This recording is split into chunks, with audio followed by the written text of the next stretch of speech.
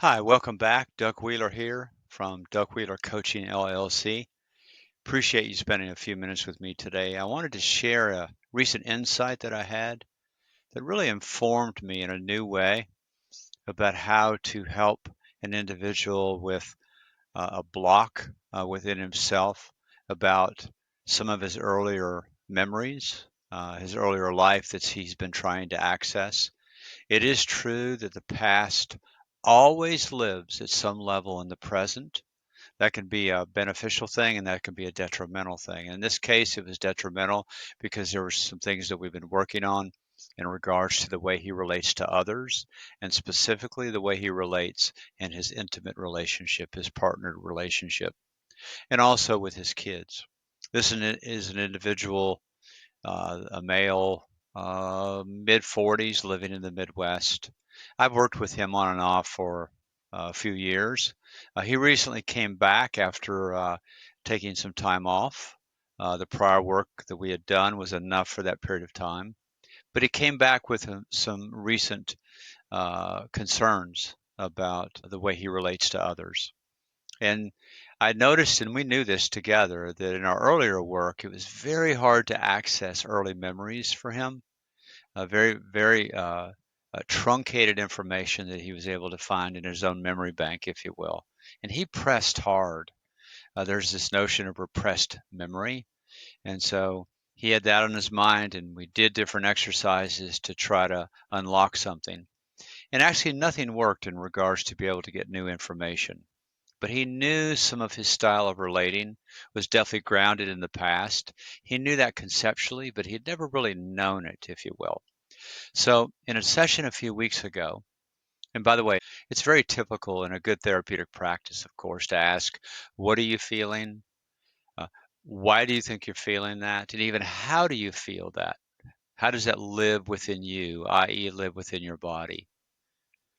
But those things set the stage for a question that I had never asked not only him, I don't think I'd ever asked this question. I don't ever remember asking this question. I might have, but it never stood out to me the way it stood out to me. We were about 30 minutes into a session, and he's describing to me a feeling state that he has with somebody in his family system that means so much to him. It was about love. It was also about disconnect and irritation and frustration. It had a lot of pieces in it. I knew that we needed to pull something from the past to help him understand and contextualize what he is living in the present. And so I asked this question, and this is what I want to offer to you today. And this was an aha for me. In my 36 years of practice, I don't ever remember asking it. And here's the question: where did you learn to feel that way? As I broke the question apart later after the session, but somewhat even as I asked it, I was aware that I was asking, where is the origin of this feeling state that you have? Let's call it sadness. Let's say that's what he was up against. Where did you learn to feel sad? It's a very unique question.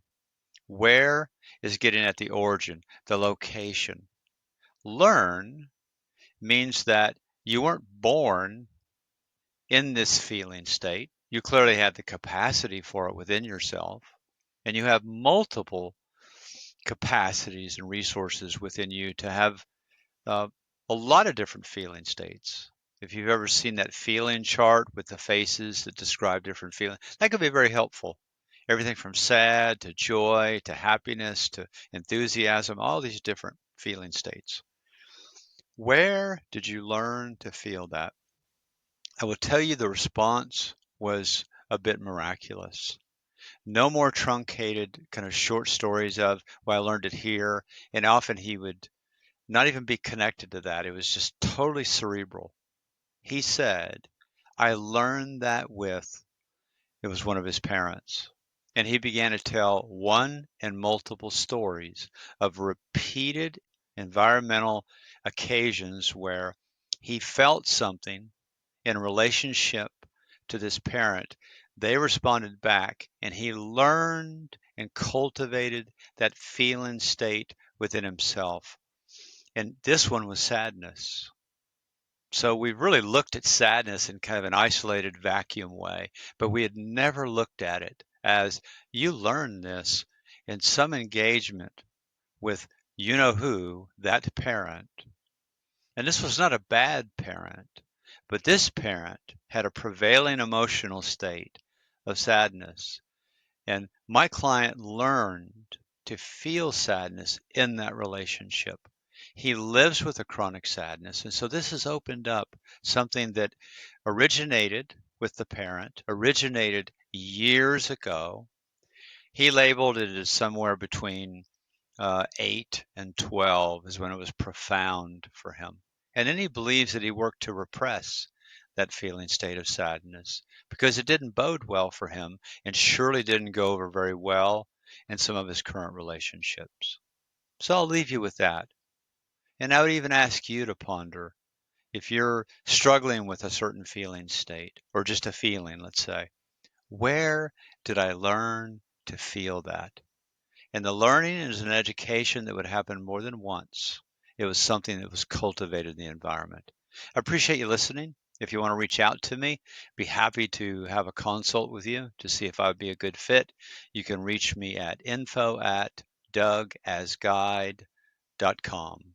Info@dougasguide.com. Bless you. Thank you very much for listening.